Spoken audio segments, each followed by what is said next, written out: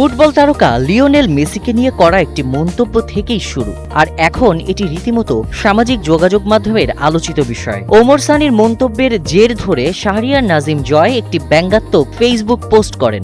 সেখানে তিনি লেখেন, ওমর সানি ভাই মেসিকে প্রতিদ্বন্দ্বী বলেছেন। 90-এর দশকের সিনেমায় দেখতাম মৌসুমী ওমর সানিকে চাবুক মারতেন, কেন মারতেন এখন বুঝতে পারছি। পোস্টটি প্রকাশের পরই ভাইরাল হয়ে যায়। কেউ এটিকে নিছক হাস্যরস হিসেবেই নিয়েছেন, আবার অনেকেই মনে করছেন একজন সিনিয়র শিল্পীকে নিয়ে এমন মন্তব্য করা ঠিক হয়নি। পরে জয় নিজেই জানান তিনি শুধু মজার ছলে পোস্টটি করেছিলেন, কাউকে অপমান করার কোনো উদ্দেশ্য ছিল না তার। তবে বিষয়টি সেখানেই থেমে থাকেনি। জয়ের সেই পোস্টের জবাবে ফেসবুকে পাল্টা পোস্ট দেন ওমর সানি। তিনি লেখেন, শোন শাহরিয়ার নাজিম জয়, তোর আপা মৌসুমী শুটিংয়ে তুলার তৈরি চাবুক ব্যবহার করেছেন, আর তোরে মারার জন্য অরিজিনাল চাবুক অর্ডার দিছি, তুই রেডি থাকবি।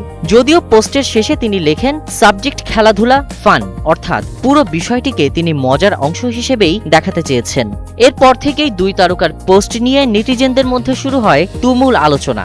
কেউ এক পক্ষকে সমর্থন করছেন, কেউ আবার বলছেন খেলাধুলা নিয়ে মতের ভিন্নতা থাকতেই পারে, তবে ব্যক্তিগত কটাক্ষের বদলে সুস্থ রসিকতার মধ্যেই বিষয়টি সীমাবদ্ধ থাকাই ভালো।